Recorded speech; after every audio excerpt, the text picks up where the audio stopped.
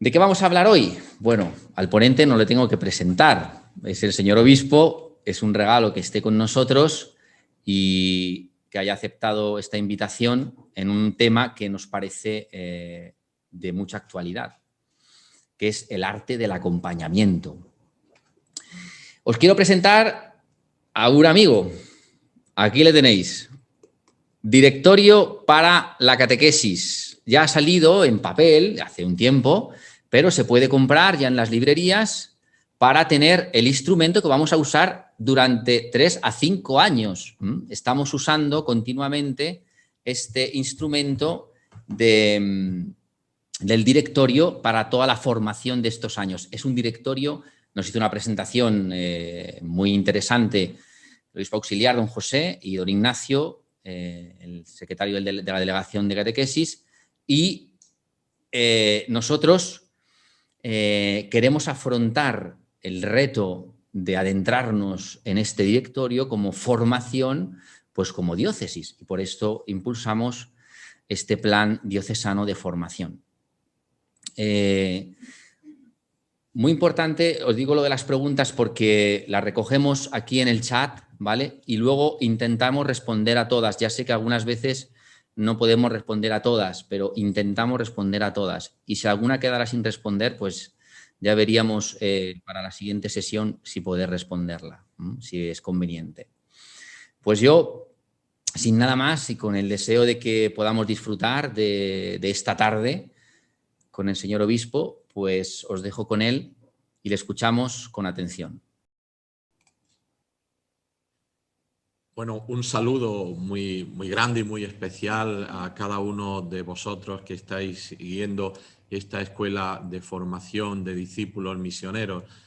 Me alegra muchísimo poder estar con vosotros y poder compartir un tema que sin duda es importante, importantísimo. Lo ha sido siempre. Puede ser hoy un tema que pueda parecer de moda, muy actual, pero es un tema que, como veremos ahora, ha sido importante siempre. Pero es verdad que en el contexto en el que vivimos, y esto también puede ser una de las grandes lecciones de la pandemia, lo importante que es acompañar. Y por tanto, como acompañar es un arte, pues aprender a acompañar. Uno tiene dones naturales para desarrollar una actividad artística, pero también se aprende. Me gustaría comenzar esta reflexión, esta charla con vosotros, con una frase del Salmo 119. Lámpara es tu palabra para mis pasos, luz en mi sendero. Y es verdad que en la vida muchas veces necesitamos esa lámpara, esa luz, para poder caminar, para poder dar pasos. El acompañamiento es connatural a la condición humana, al ser humano. Desde los comienzos de la Iglesia y en la propia Escritura encontramos ya el acompañamiento y el arte de acompañar. Por tanto, nosotros no hemos inventado el acompañamiento, ni siquiera el arte de acompañar. Quisiera deciros ya desde el principio, voy a hacer una introducción más o menos amplia sobre el acompañamiento en la Sagrada Escritura, en la historia de la salvación, sobre todo fijándome en algunos textos muy conocidos y muy significativos que son importantes en el arte del acompañamiento. Para después fijarme sobre todo, del magisterio actual y de la reflexión actual de la Iglesia, podíamos sacar muchas cosas sobre el acompañamiento, pero yo sobre todo me voy a fijar, por una parte, en la exhortación apostólica Evangelii Gaudium del Papa Francisco y en este directorio para la catequesis que el vicario para la evangelización acaba de presentaros físicamente, para después llegar a una conclusión, a dar unos rasgos sobre el acompañamiento y sobre el acompañante y también, ¿por qué no?, sobre el acompañado. Podemos decir, y comienzo con esto, esta primera parte más bíblica, más en la Escritura, podemos decir que la historia de la salvación es una experiencia de acompañamiento. Desde la creación misma hasta el Nuevo Testamento vemos cómo Dios acompaña al pueblo. Dios entra en diálogo con el pueblo. El Papa Benedicto XVI, en la exhortación apostólica Verbum Domini, escribe: la novedad de la revelación bíblica consiste en que Dios se da a conocer en el diálogo que desea tener con nosotros. Es decir, Dios dialoga con nosotros. Dios dialoga con su pueblo. Y si miramos toda la historia de la salvación, nos damos cuenta que el diálogo es un proceso, que el diálogo es un plan, el plan de la salvación. Cito al Concilio Vaticano II en la Constitución Dei Verbum, cuando afirma en el número 14: Israel experimentó cuáles eran los caminos de Dios con los hombres, y hablando el mismo Dios por los profetas, los entendió más hondamente y con más claridad de día en día, y los difundió ampliamente entre las gentes. Este plan, este proceso de diálogo entre Dios y los hombres llega a su plenitud en Jesucristo. Jesucristo es la palabra que da luz a nuestros pasos, la luz que ilumina nuestro sendero. Por eso esas preciosas palabras que siempre resuenan en nosotros al principio de la carta a los hebreos. De distintas maneras habló Dios a nuestros padres por los profetas. En esta etapa final nos ha hablado por su Hijo, al que instituyó heredero de todo y por quien también hizo todo el universo. Es decir, que la relación con Dios es una relación de acompañamiento. Me gustaría traer 3 textos bíblicos, 2 del Antiguo Testamento y 1 del Nuevo Testamento, que expresan muy bien lo que significa y lo que es el acompañamiento. El primero es un salmo conocidísimo, el Salmo 23, el llamado Salmo de la iniciación cristiana: el Señor es mi pastor, nada me falta. Fijaros, en el Antiguo Testamento no existe el término acompañamiento, ni siquiera a lo mejor la realidad teológica como tal del acompañamiento. Sin embargo, existe un término que significa acompañamiento, lo que nosotros entendemos por acompañamiento, que es pastorear, pastar. El Señor es mi pastor, nada me falta. Él me lleva a pastar. Él me conduce, Él me guía. Vamos a fijarnos un poquito más despacio en estos 3 momentos que nos habla ese salmo de la iniciación cristiana, donde aparecen los sacramentos de la iniciación cristiana, el hecho del seguimiento, etc. Es decir, que el Señor me apacienta. El Señor es el acompañante como compañía, el que está a mi lado, el que viene conmigo. Nada puedo temer, dice el Salmo. ¿Qué voy a temer si tú vas conmigo, si tu vara y tu cayado me sosiegan? El acompañamiento consiste en saber que hay alguien a mi lado. Qué importante es esto, ¿no? ¿Cuántas veces cuando he ido a casas en la visita pastoral y me he encontrado la situación de una persona mayor que está sola en un pueblecito pequeño y me dice: mire, yo tengo todo el día la radio encendida o la televisión puesta, porque escuchar, saber que tengo a alguien conmigo me hace compañía? Es curioso, es que necesitamos de la compañía. Necesitamos tener a alguien a nuestro lado. Esa compañía necesaria en los momentos difíciles. Todos sabemos que los momentos difíciles, cuando tenemos a alguien al lado, son mucho mejor, se llevan muchísimo mejor. Dice el Salmo también: el Señor me conduce. Es decir, es el acompañante que va detrás empujando, que va detrás diciendo: ánimo, adelante. Es ese acompañante que cuando tengo la tentación o inevitablemente me quedo detrás por el cansancio, por el problema, por el sufrimiento, alguien que me empuja y me dice: ánimo, adelante.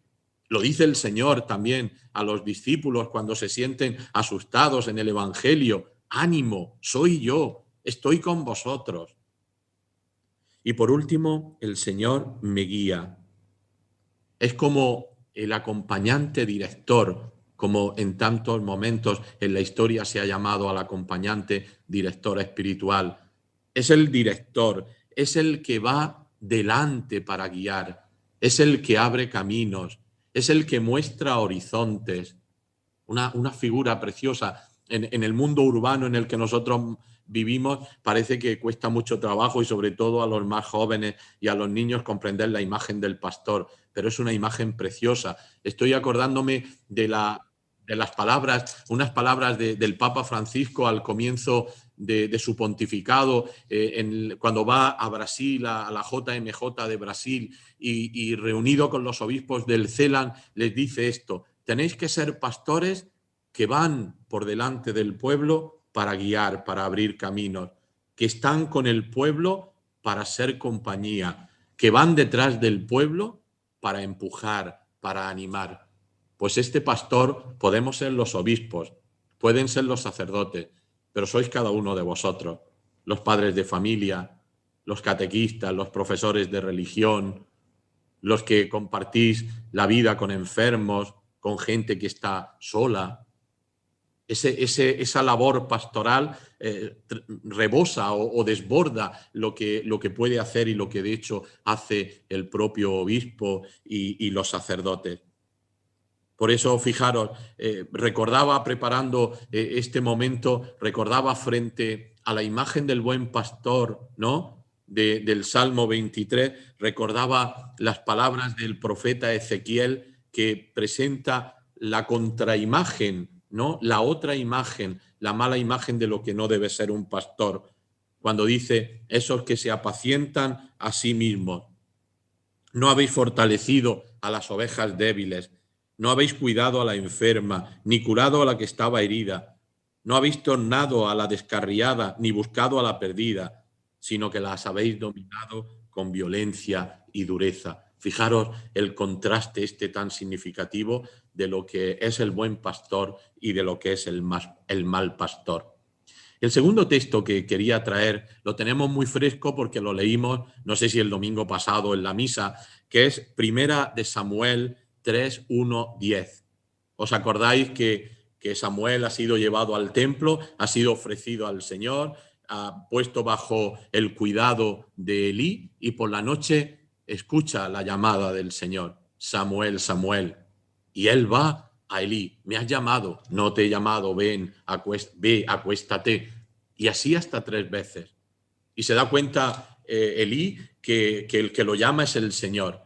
Y fijaros cómo le dice: mira, cuando te vuelvas a escuchar la voz, dile: Señor, aquí estoy, tu siervo escucha.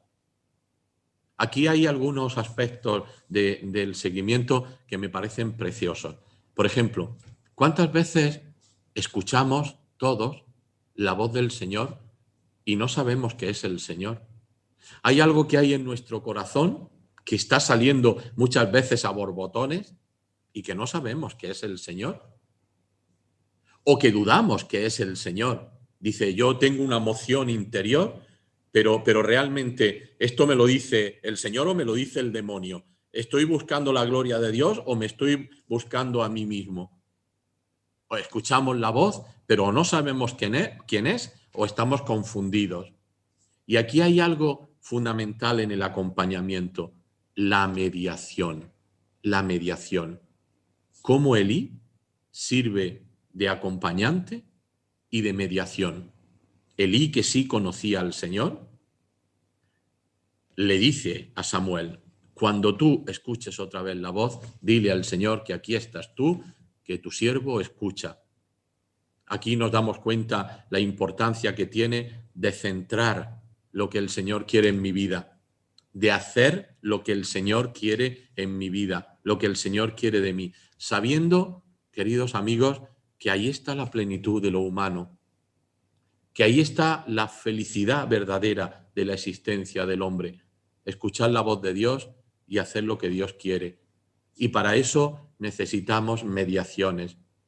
Ha habido épocas recientes en la historia de la Iglesia donde hemos prescindido del valor del acompañamiento, donde lo hemos anatematizado quizá por una imagen de la dirección espiritual antigua o de una época, y nos hemos dado cuenta que era una barbaridad.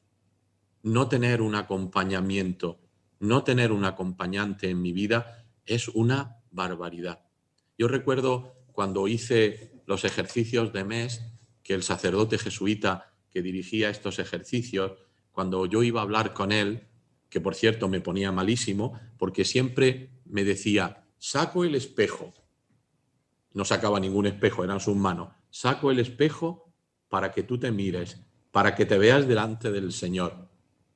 Pues eso es lo que hace un verdadero acompañante. Ponerte el espejo para que tú te mires, para que te veas, para que veas y descubras la voluntad de Dios. Esto es lo que hace Elí con Samuel. Y el tercer texto, quizá el texto más paradigmático del acompañamiento en la Sagrada Escritura, es del Nuevo Testamento, es del Evangelio de San Lucas, y es el mismo Señor el que hace de acompañante. Os podéis imaginar todos que estoy hablando del texto, del relato de los discípulos de Emaús en el capítulo 24 del Evangelio de San Lucas. El Papa lo ha utilizado muchas veces para hablar del acompañamiento, el sínodo de los jóvenes también lo utiliza, y muchos autores que hablan del acompañamiento cuando quieren poner un prototipo, un paradigma de acompañamiento, lógicamente ponen al Señor en este texto. Fijaros cómo Jesús aparece en este texto evangélico en una actitud de gran discreción. Se pone al lado de aquellos dos hombres, de Cleofás y del compañero, es un peregrino anónimo, se acerca con discreción y con respeto. Se acerca y anda con ellos. Es muy interesante ver cómo Jesús no interrumpe de modo violento el diálogo que llevan, sino que camina con ellos y solo después de compartir la experiencia del camino, pregunta sobre la conversación que llevan. ¿De qué discutís por el camino? La respuesta que encuentra Jesús es el reproche. En medio de la desesperanza, le pesan los pies a aquello, eso que van cuesta abajo, pero le pesan los pies. Esa desesperanza ante la incomprensión de lo que ha sucedido. Por eso, ¿y qué ha pasado? Perdonad la expresión, pero muchas veces me pasa a mí, y no sé si os pasa a vosotros, nos creemos el ombligo del mundo. Y cuando nos damos cuenta que eso que pensábamos que era tan importante, que todo se cifraba y todo giraba en torno a esa experiencia mía, y de pronto llega una persona que viene de Jerusalén, que no sabemos quién es, y dice, oye, ¿de qué es eso que discutís por el camino? ¿Cómo? ¿Tú no te has enterado? ¿No te has enterado lo que ha pasado con Jesús? Que nosotros pensábamos que iba a restaurar Israel. Es decir, que pensábamos que íbamos a tener cargo y nos volvemos a Emaús sin cargo. No entendemos nada de lo que ha pasado. Esto nos indica el buen acompañante. Escucha. Escucha incluso la desazón que llevan aquellos hombres. No saben lo que ha pasado allí. Hay una cosa curiosa que podrían decir los especialistas en la escritura. Fijaros, ir al texto y daros cuenta cómo los discípulos de Emaús hablan en pasado y Jesús habla en presente. Esto es curioso y eso es algo interesante de este texto. Esperábamos las cosas que han pasado y él habla en presente. La actitud de Jesús en este texto continúa en la escucha atenta de lo que los discípulos están diciendo. Escucha atenta y pacientemente la frustración y la incredulidad del anuncio hecho por las mujeres. Jesús camina con ellos, los anima, los escucha y fijaros cómo vuelve el discurso. Le fue explicando lo que sobre él se decía en la Escritura. Fijaros qué bonito lo que hace Jesús. Jesús enseña a ver esa misma realidad con otros ojos, con los ojos de Jesús. Jesús les enseña que toda esa realidad frustrante que los ha llevado a la desesperanza tiene otra lectura, que Dios lo lee de otro modo.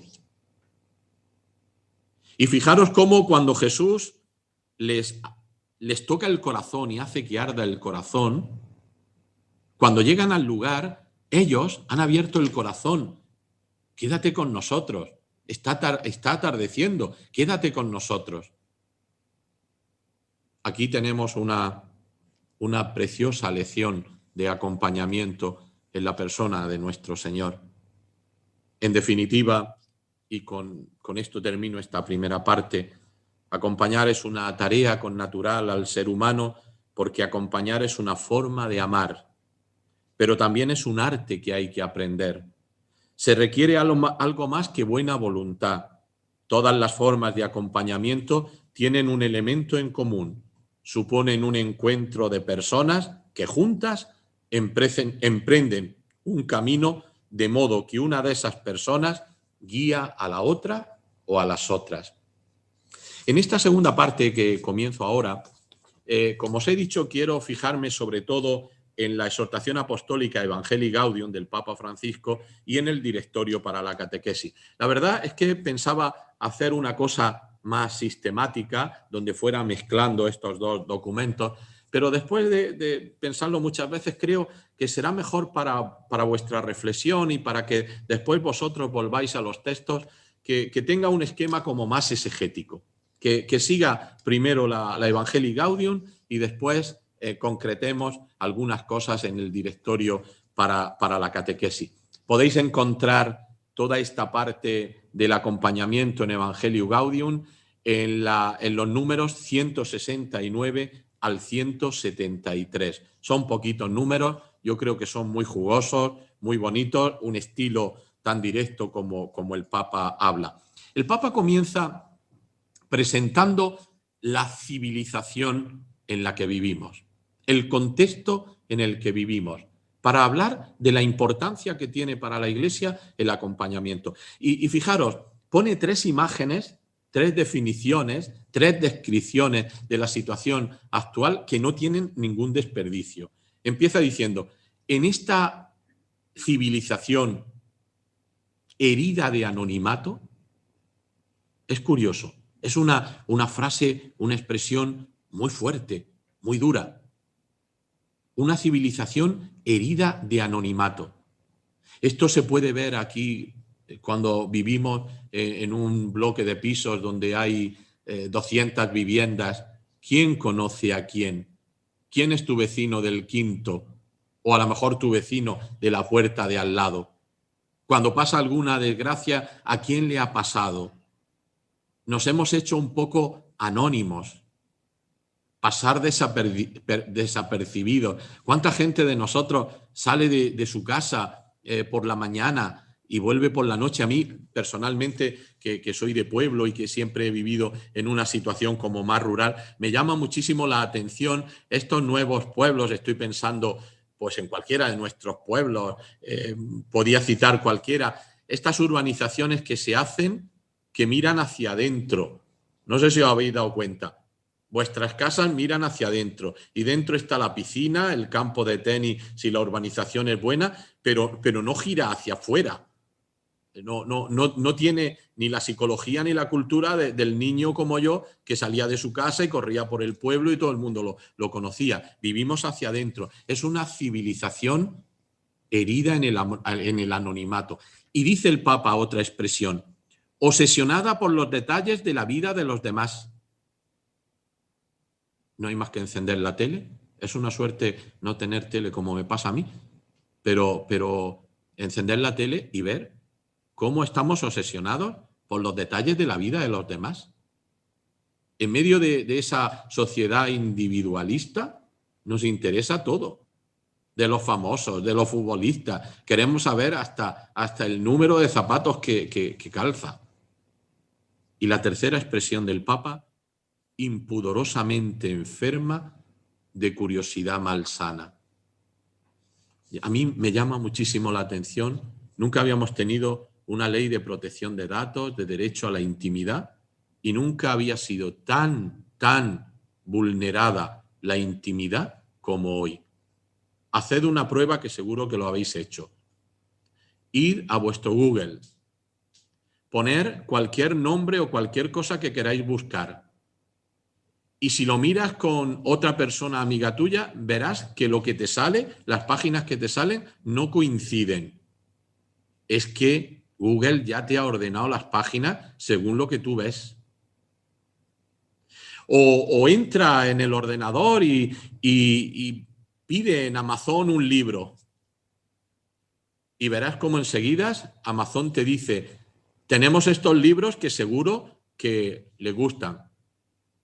O en el Prime también de Amazon, ve una película y ya verás cómo enseguida te dicen películas que seguro que te gustan a ti.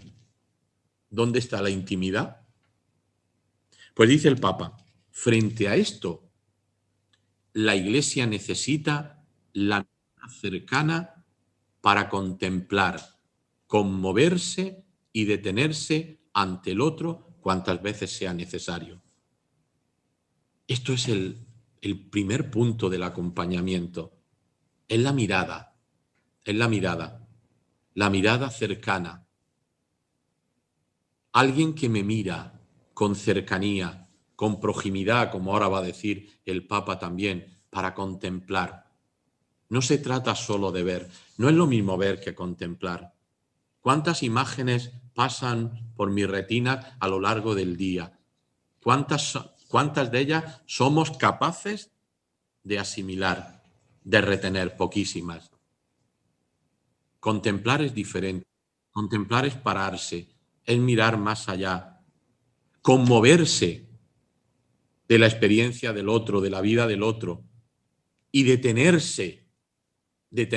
Lo peor que le puede pasar a un acompañante espiritual es mirar mucho el reloj o que te suene el móvil 5 veces.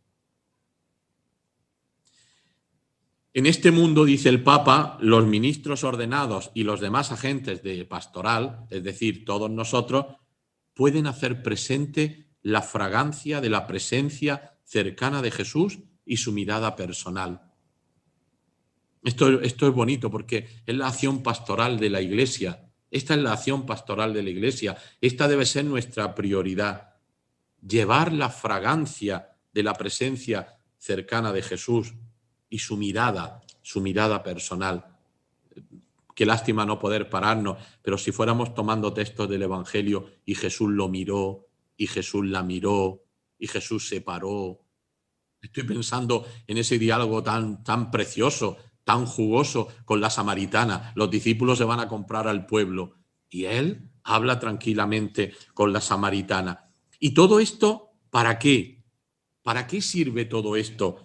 Para que todos aprendan siempre a quitarse las sandalias ante la tierra sagrada del otro.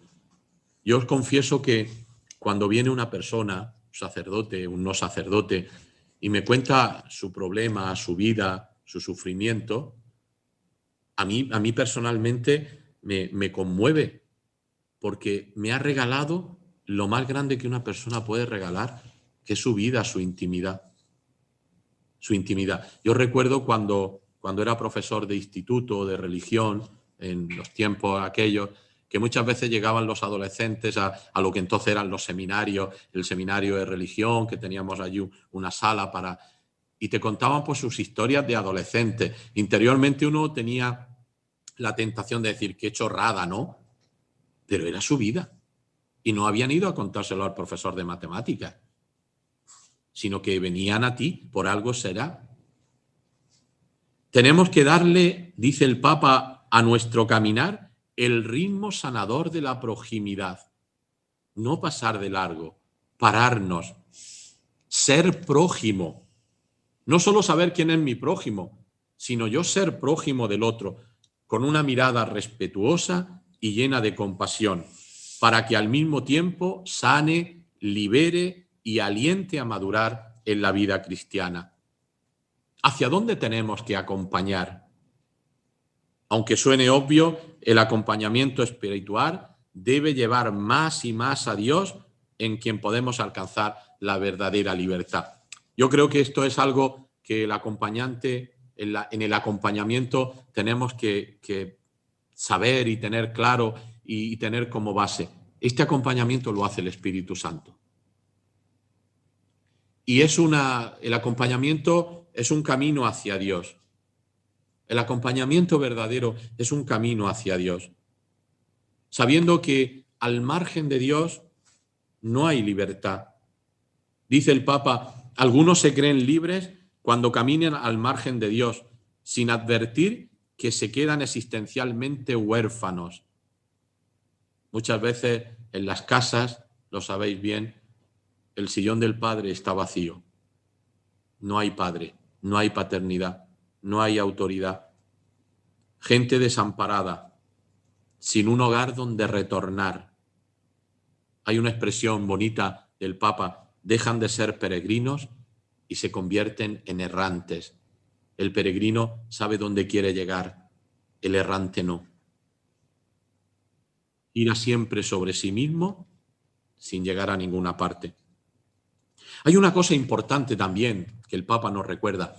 El acompañamiento no es una terapia. La terapia es propia del psicólogo. Yo podré servirme de elementos psicológicos, pero el acompañamiento no es una terapia.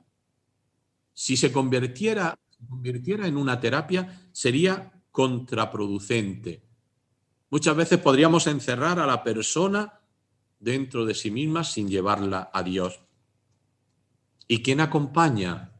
¿Quién es el acompañante?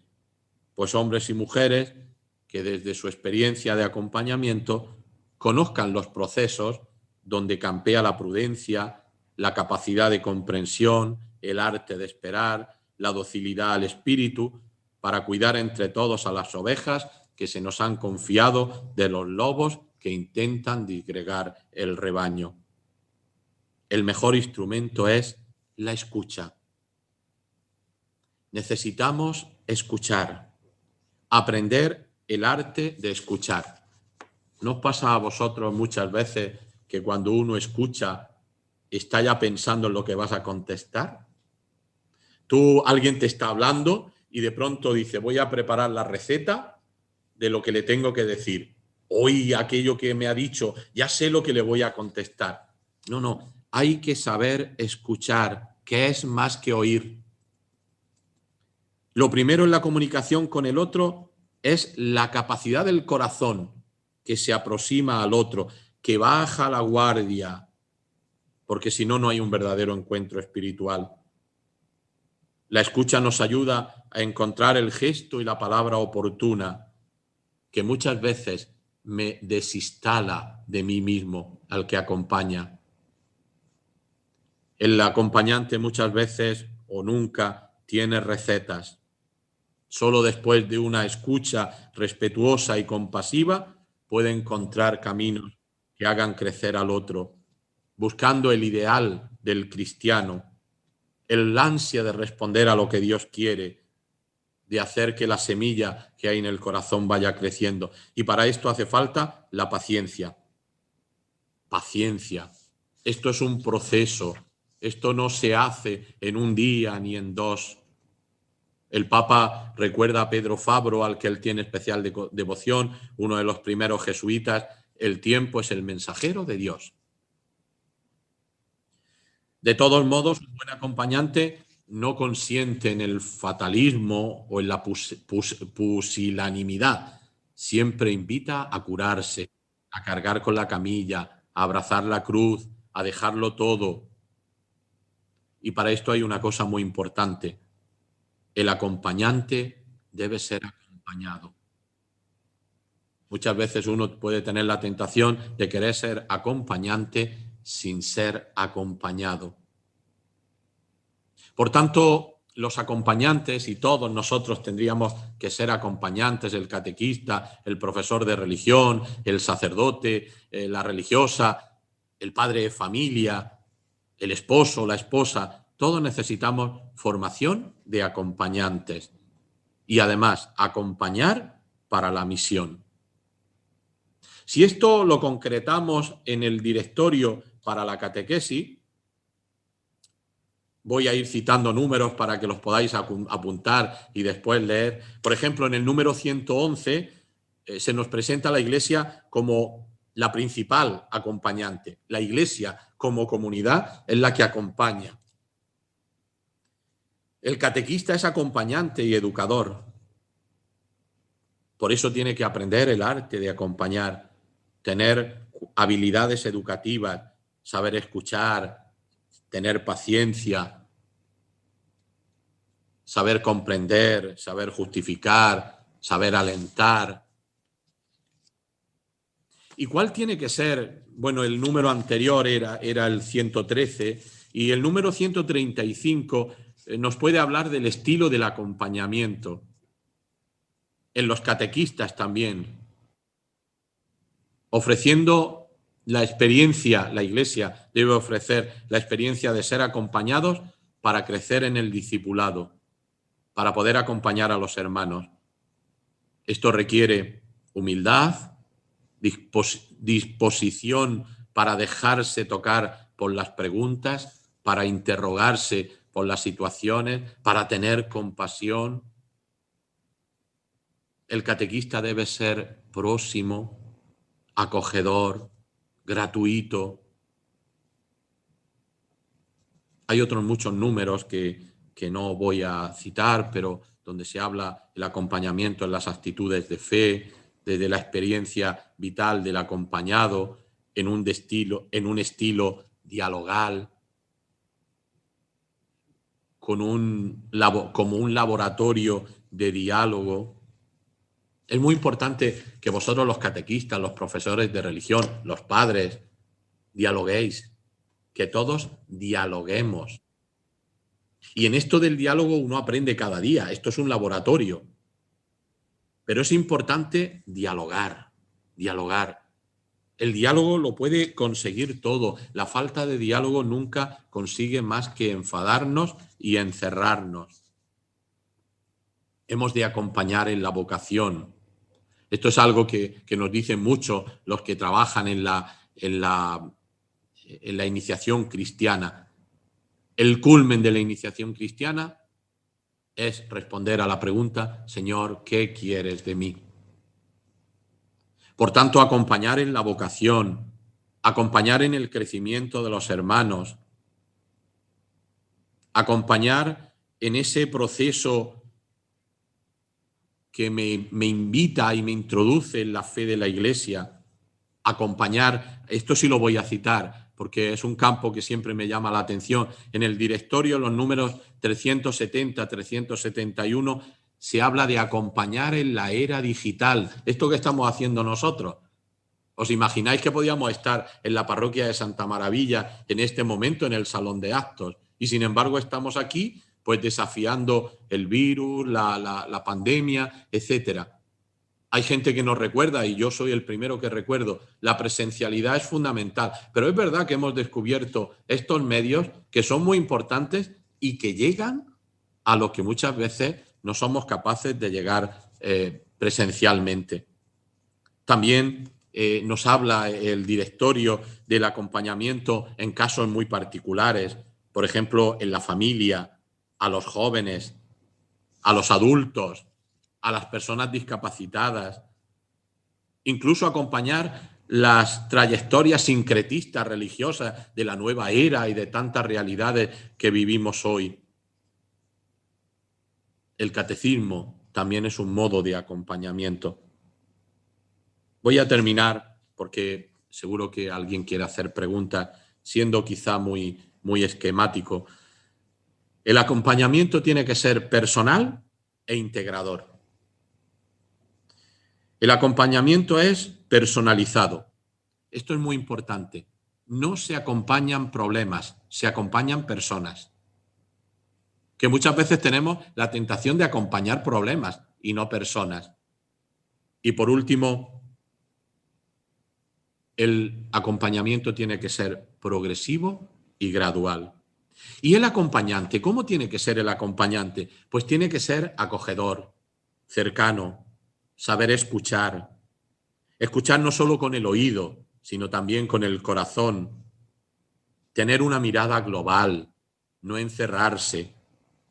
El acompañante tiene que ser una persona cabal y coherente, con ciertas habilidades. El acompañante tiene que ser humilde y paciente, también abnegado. El acompañante o el acompañamiento es un acto de amor. Voy a terminar con una experiencia y un poema de un poeta español.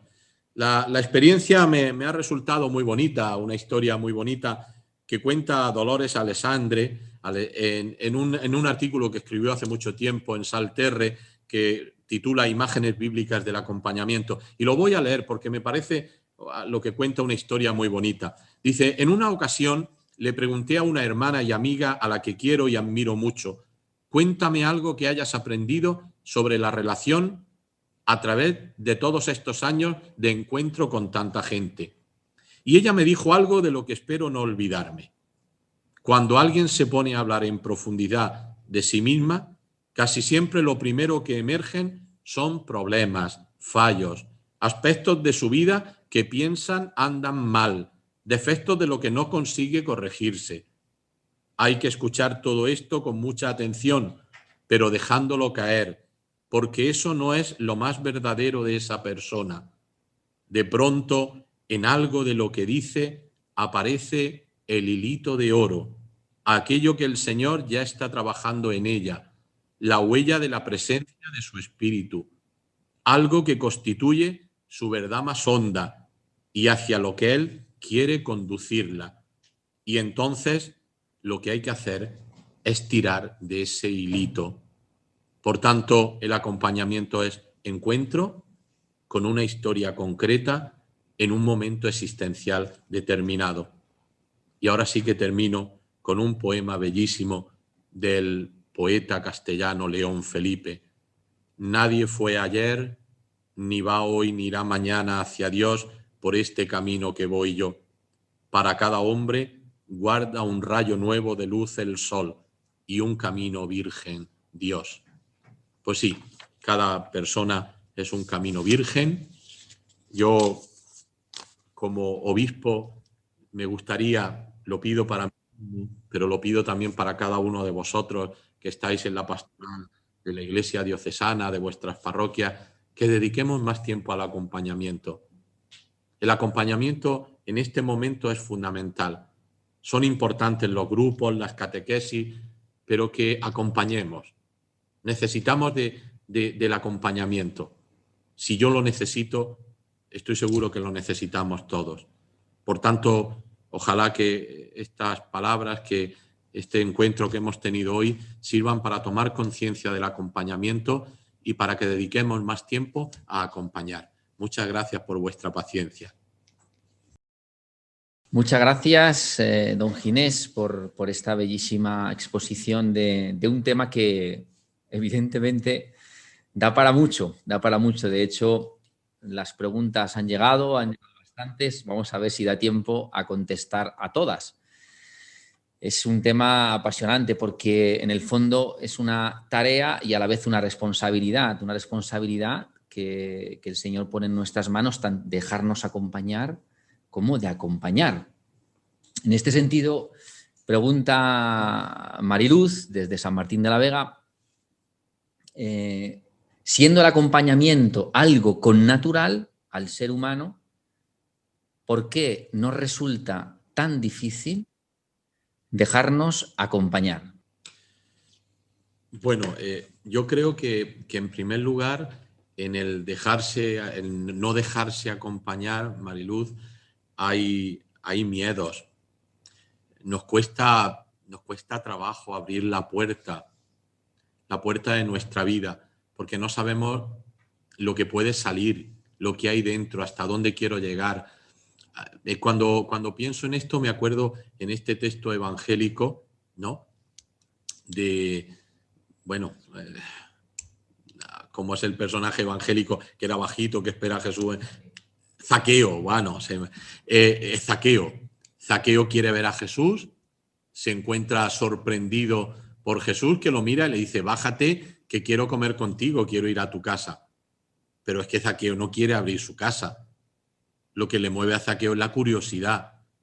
Sin embargo, cuando Jesús entra en la casa de Zaqueo, la limpia y la limpia toda. Y esto es lo que muchas veces nos cuesta el miedo a que puedan salir de mi vida cosas que yo no quisiera que salieran.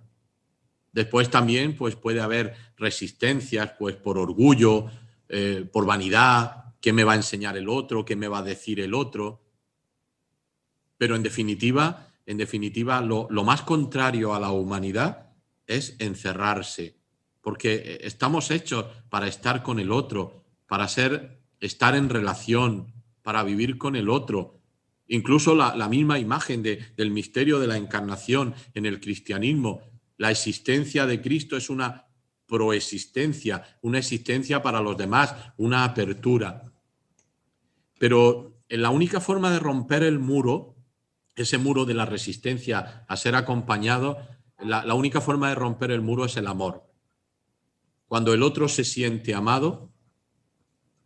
Yo recuerdo cuando llegué a Roma, yo era diácono, jovencito, y entonces estaba naciendo aquella institución que hoy se ha hecho muy grande de Proyecto Hombre, ¿no?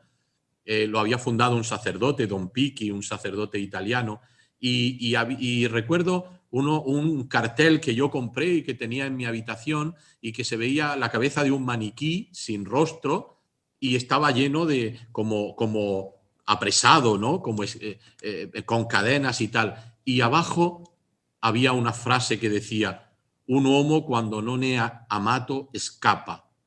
Un hombre cuando no es amado huye. Pues muchas veces huimos y no queremos el acompañamiento porque no nos sentimos amados. El hombre que se siente amado no huye, necesita ser acompañado. Hay muchísimas preguntas, estoy intentando agruparlas, pero Jesús Ortiz, de San José María, en la parroquia de Alcorcón, pregunta: ¿qué consejos nos daría para buscar y encontrar a nuestro director espiritual que tanto necesitamos? Bueno, Jesús, muchas veces esta pregunta puede surgir, ¿no?, en un mundo tan amplio, tan grande y con tantas relaciones como tenemos nosotros. Yo muchas veces pienso en tantas realidades de hombres y mujeres que el que los dirige tiene que ser o su cura o alguien muy cercano porque no tienen nadie más alrededor. Aquí afortunadamente tenemos muchas personas. Bueno, pues yo creo que a la hora de elegir un director espiritual, ¿no?, en primer lugar hay que fiarse de Dios. No hay que buscar la persona que me caliente el oído, que me diga lo que yo quiero escuchar, sino la persona que me acompaña, que me quiere, que me contrasta, que me dice también las cosas cuando no me gusta escucharlas, pero al mismo tiempo, pues también un director que sintoniza conmigo, un director al que yo puedo tener especial cariño. Lo que pasa es que aquí cualquier receta es relativa, porque yo también conozco muchos casos de gente que ha querido dirigirse con alguien, que ha sido el primero que ha llegado y que no era precisamente el que más se acomodaba a él, y sin embargo ha habido una relación de dirección espiritual o de acompañamiento verdaderamente preciosa. Yo creo que lo importante es tener claro el sustantivo, la sustancia. Necesito ser acompañado. Y después confiar en el Señor y decir, bueno, yo quiero ver también en mi acompañante pues un instrumento de Dios para ayudarme. Después están las distintas espiritualidades y carismas en la Iglesia, pues que son del Espíritu Santo, que son buenas y que construyen la comunidad y que ayudan también en el acompañamiento espiritual. El padre Juan Luis Valera ha tenido que irse a preparar la misa, pero nos ha dejado unas cuantas preguntas que voy a intentar distribuir con algunas otras para unirlas. El primer bloque es una pregunta sobre cómo formarse como acompañante. Evidentemente, ¿dónde acudir para formarse, para aprender, para mejorar, ¿no? Formarse para ser catequista acompañante, profesor acompañante. Sería como el primer bloque. Bueno, puede parecer que que es una respuesta para salirme por la tangente y no es verdad. La mejor escuela del acompañamiento está en el sagrario y en la palabra de Dios. La mejor escuela de un acompañante es tener experiencia, tener tiempo en la escuela del maestro, echar horas en la escuela del maestro. Después también la palabra de Dios, que es viva, que es eficaz, que educa, que forma, que contrasta. Y después también, pues, lecturas, experiencia. Nosotros los sacerdotes tenemos pues un medio precioso en la experiencia de personas que vienen a hablar con nosotros por el ministerio, también el profesor de religión, la catequista, también la experiencia en el propio confesionario, porque aunque el sacramento no es un acompañamiento, pero también lo puede ser y nos enseña mucho, en concreto, a los sacerdotes. Pero creo que el elemento fundamental para un acompañante es un hombre o una mujer de Dios.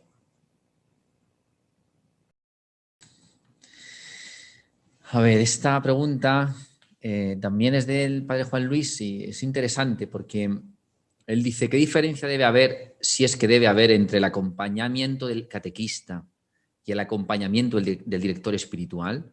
¿O son similares y si tengo un buen catequista no necesito director espiritual? Me parece que esta diferencia es interesante. El cortar es difícil, ¿no? Porque puede ser que yo tenga un catequista que sea también un buen director espiritual, ¿no?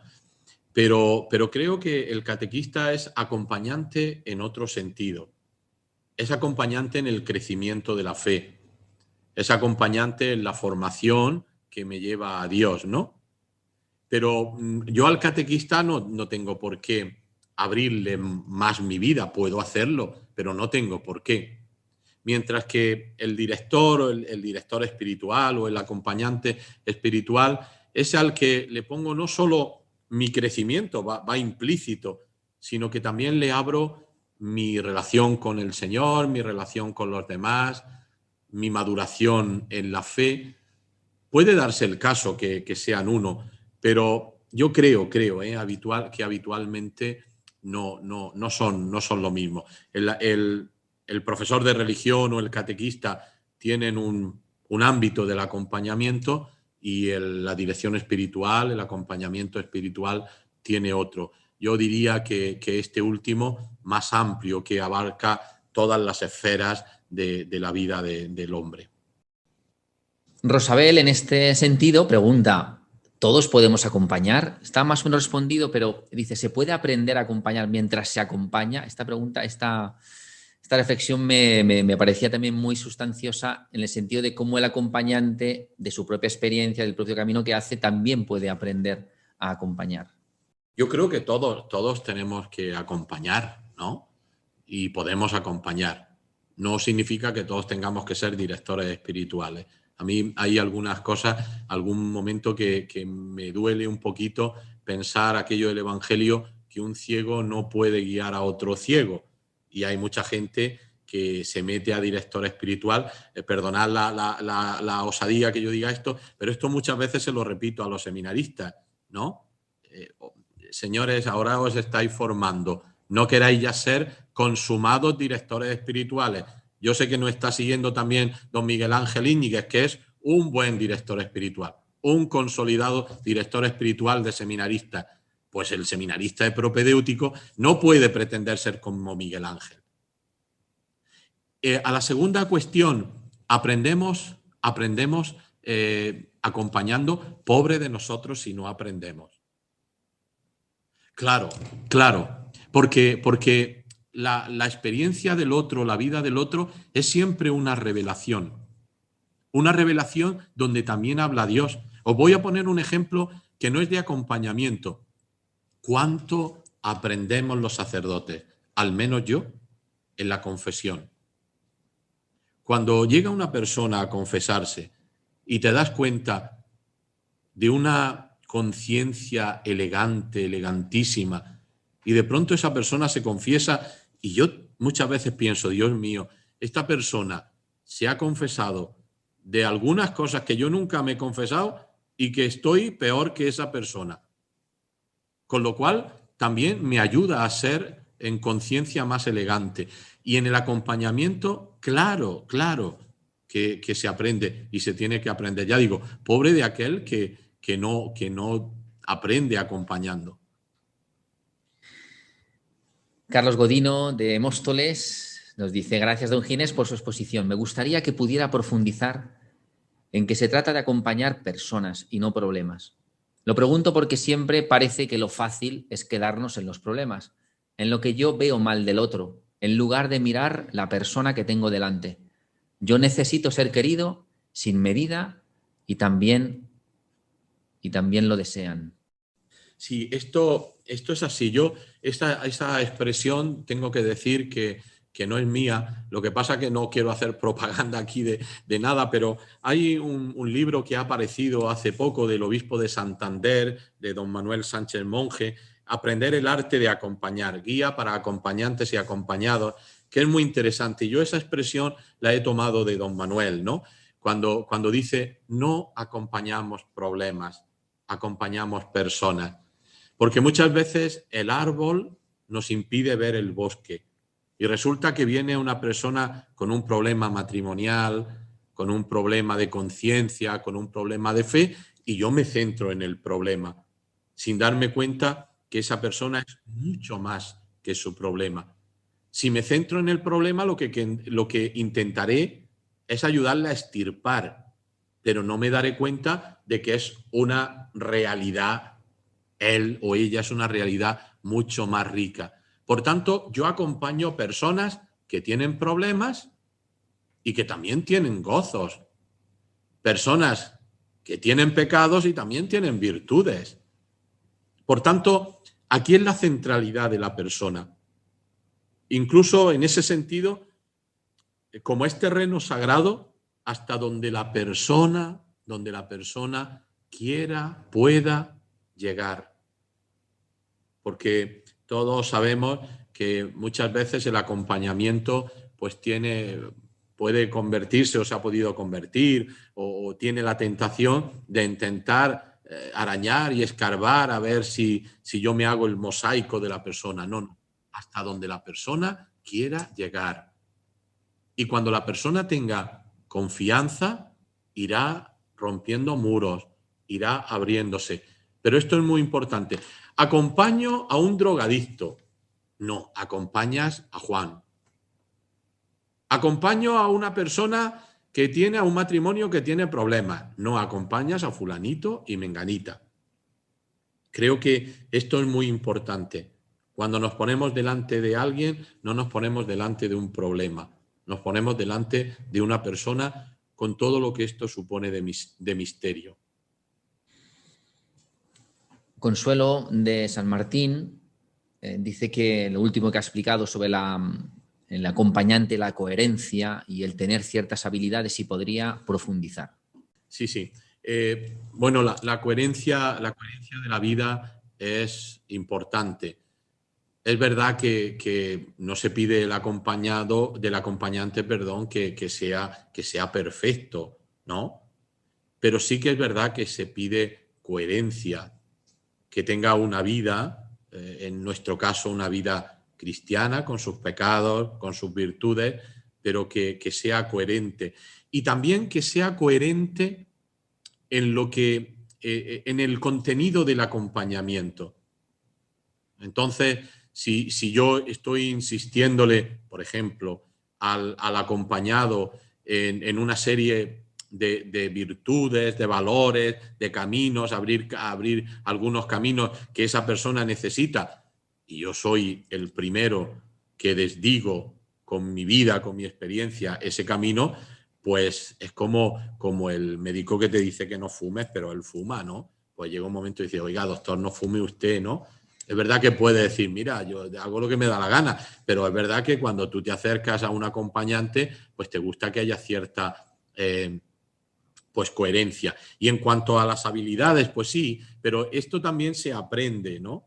O por lo menos se madura, pues las habilidades de saber escuchar, de intentar no saltar, de intentar no responder a las cosas, de no tener el discurso ya escrito previamente, la habilidad de tener paciencia. Incluso creo que es importante el lenguaje no verbal, ¿no? Si yo estoy diciendo, resoplando interiormente, pero se me nota en la cara a ver cuándo se calla esta persona, ¿no? Por eso dicen los buenos directores espirituales que la dirección espiritual o el acompañamiento debe tener un límite. En 3 horas no hay nada que decir que merezca la pena. Tiene que tener también un límite de tiempo bueno, pues una serie de habilidades, de saber moverse, de saber cuando una persona pues viene muy decaída, levantarlo, ayudar a que se levante, cuando una persona está muy eufórica, tirarle un poco de la chaqueta, etcétera, ¿no? En este sentido, hay otra de las preguntas que a veces dice acompañamiento, a veces es sinónimo de sustitución. Es decir, que el acompañante va buscando el acompañado va buscando en su acompañante una solución, pero en el fondo que sustituya su libertad. Es decir, que le diga lo que tiene que hacer, ¿no?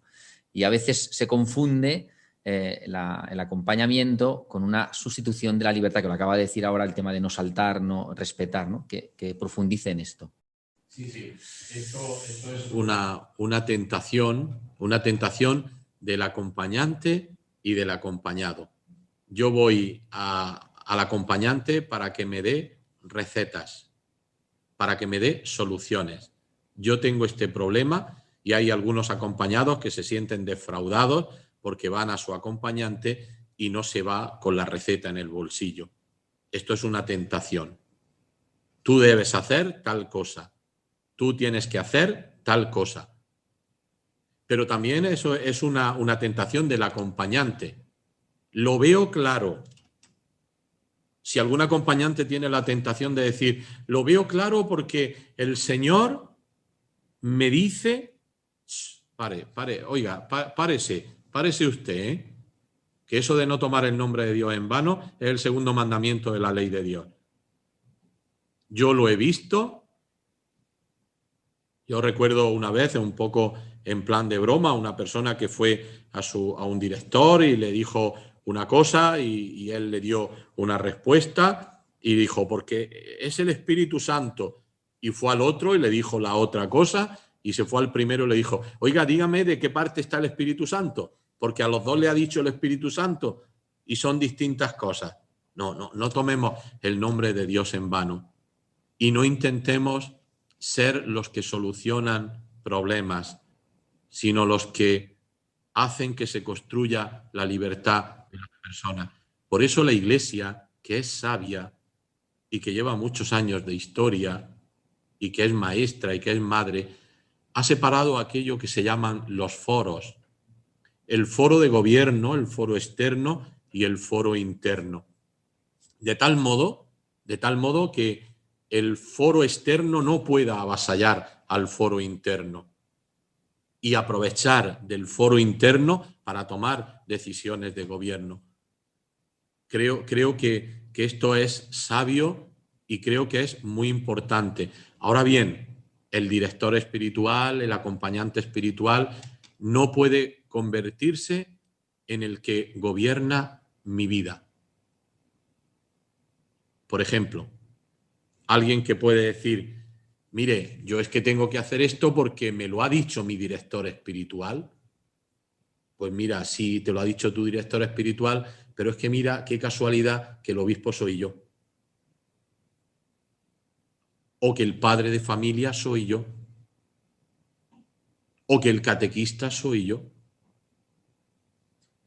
Nunca el acompañante espiritual, el director espiritual, puede convertirse en el que dirige, en el sentido de marcar la vida del otro y decirle lo que tiene que hacer, convirtiéndose en un doble gobierno, el que gobierna la vida interior y el que gobierna la vida exterior. Esto no puede ser, esto no es bueno, esto no hace bien a la persona acompañada, porque al fin y al cabo lo que hago es gobernarla, no acompañarla.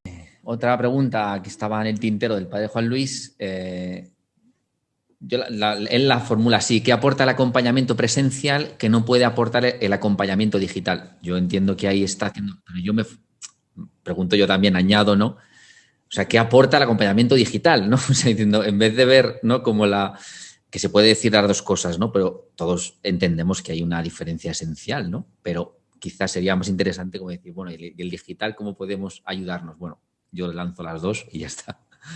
Por lo que podríamos decir de cualquier momento también celebrativo, porque lo presencial no es sustituido, no puede ser sustituido por lo digital, ¿no?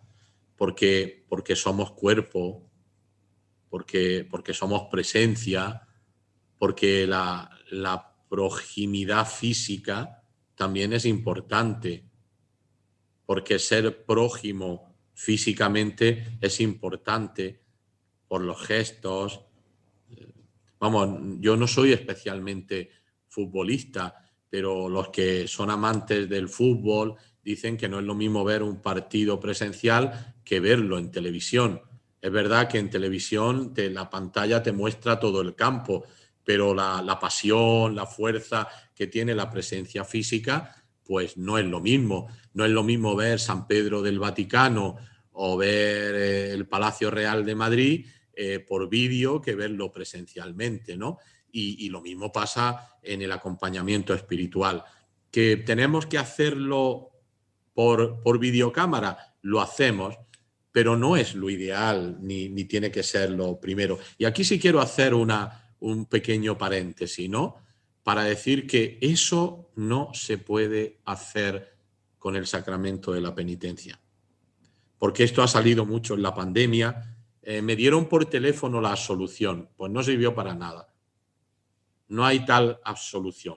En este caso, no por iba a decir por el cable, ya no hay cable en los teléfonos, pero por la vía de donde sea, ¿no? No va la absolución sacramental, ¿no?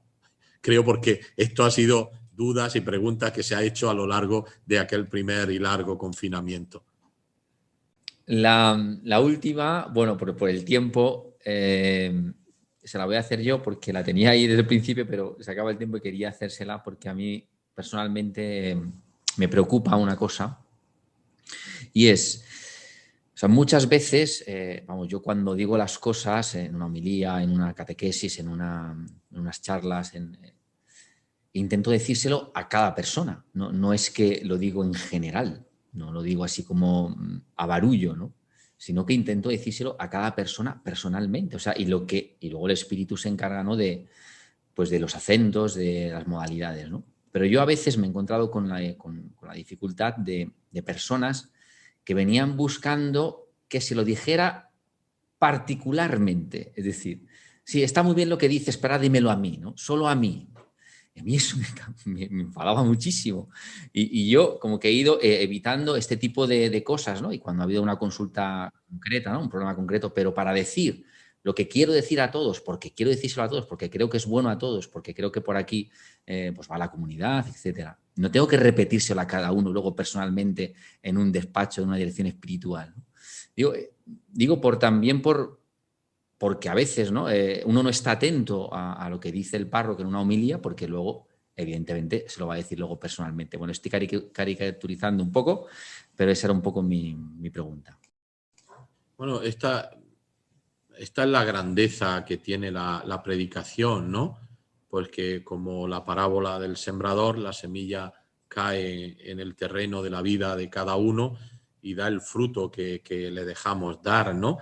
Y por tanto es verdad que podíamos poner muchísimas experiencias de la predicación cuando tú pensabas que no te escuchaba nadie y de pronto pues ha tocado el corazón de alguna persona.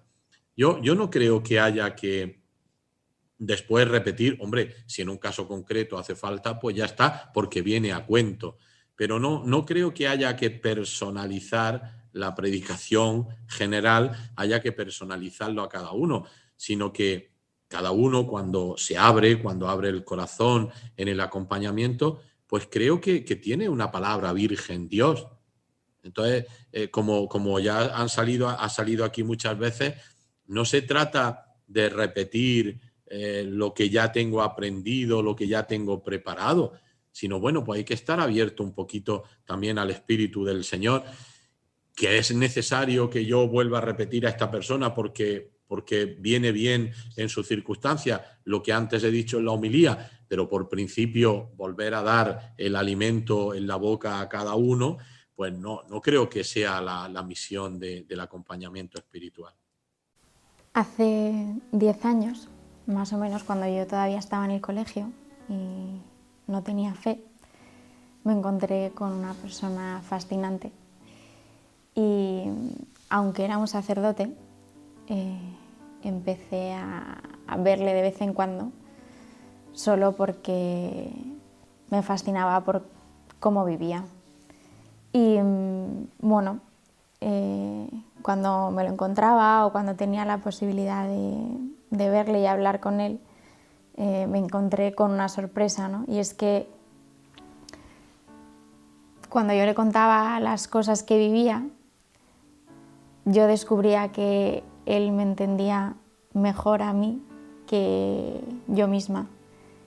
Y cuando yo le contaba ejemplos concretos bueno, yo estaba todavía en la ESO, ¿no? Y le decía pues que salía a beber, que había empezado a fumar, o que me había gastado toda mi paga en ropa, o estas cosas que son cosas sencillas de la vida cotidiana de una niña de 14 años, pues cuando yo le contaba todas estas cosas, él entendía perfectamente por qué lo hacía, ¿no? Y parecía entender perfectamente quién era yo. Y me decía, pues claro que quieres comprarte la última ropa o la ropa más bonita porque estás bien hecha y quieres que los demás tengan una buena imagen de ti, te quieran, quieres parecerles guapa. Y me lo decía con una ternura infinita, ¿no? Entonces, lo primero que creo que me llamó muchísimo la atención es cómo él tenía una mirada hacia mí y hacia las cosas que me pasaban de absoluta comprensión, de absoluta acogida. Y incluso veía un valor en mí que yo ni siquiera me imaginaba. Que la mirada que él tenía hacia mí y cómo me trataba me revalorizaban por completo, ¿no? Cuando yo tenía una autoestima bajísima y no veía en absoluto qué valor podía tener mi vida.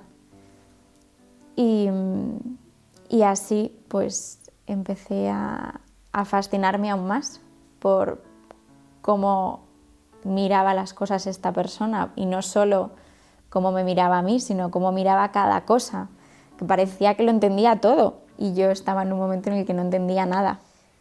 Luego también, bueno, pues me fueron sucediendo otras cosas, ¿no? Como por ejemplo, pues la siguiente vez que me empezó a gustar un chico, que empezamos, bueno, medio empezamos una relación y bueno, pues nos fuimos de viaje a la montaña y tengo una imagen grabada, la primera vez que este chico me da la mano o la primera vez que este chico me da un beso, ¿no? Y yo recuerdo, éramos un grupo de amigos, ¿no? Y cuando fui a hablar con este sacerdote y yo le contaba un poco pues lo que estaba viviendo. O sea, recuerdo cómo él me ha educado y me ha enseñado a vivir de la forma más sencilla y discreta del mundo. Y es que me preguntaba, ¿y qué significa darle la mano a un hombre, ¿no? O qué conlleva, o qué significa un beso.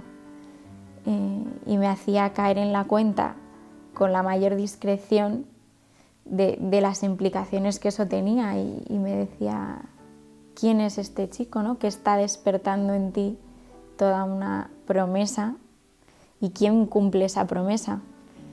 Y así poco a poco te va introduciendo en la realidad, ¿no? Como agrandándote la mirada haciéndote intuir para quién estás hecha, ¿no? ¿Qué es lo que anhelas? Con sus preguntas siempre intentaba que yo fuera al fondo de mi experiencia, de qué es en el fondo de verdad lo que yo busco en cada cosa que hago. Bueno, y también recuerdo hacer una experiencia que para mí ha sido la más radical, y es que en estos años hay veces en las que yo me he equivocado, y sobre todo en ciertos momentos en los que entras en crisis y no ves nada y te rebelas. Ha habido momentos en los que yo realmente me he dado golpes contra la pared y me he hecho daño, y además algunos golpes han sido duros y gordos, ¿no?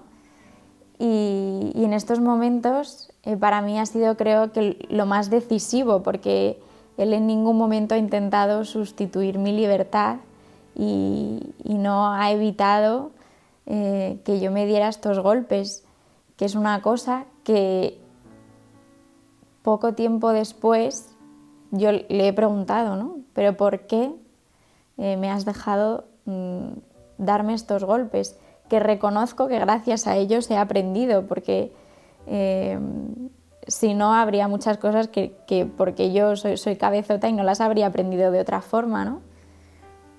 Y él siempre me ha dicho que él se fiaba completamente de cómo estoy hecha y de cómo es mi corazón, y de que yo puedo discernir perfectamente cuándo estoy mal y cuándo estoy bien, porque cuando me dan una bofetada descubro que no estoy hecha para eso, y cuando me dan un beso sí, ¿no? Y me hacía entender que yo tengo todas las herramientas para ir discerniendo en la realidad cuándo las cosas son buenas y cuándo no. Y así es como he ido haciendo un camino, ¿no? Como me he enseñado a juzgar y a juzgar todas las cosas que me pasan sin necesidad de que él me diga si están bien o están mal. En relación con esto, también una de las cosas que creo que he aprendido siendo acompañada así es que todo, absolutamente todo lo que me pasa es ocasión para estar en relación con el misterio, con aquel que me hace.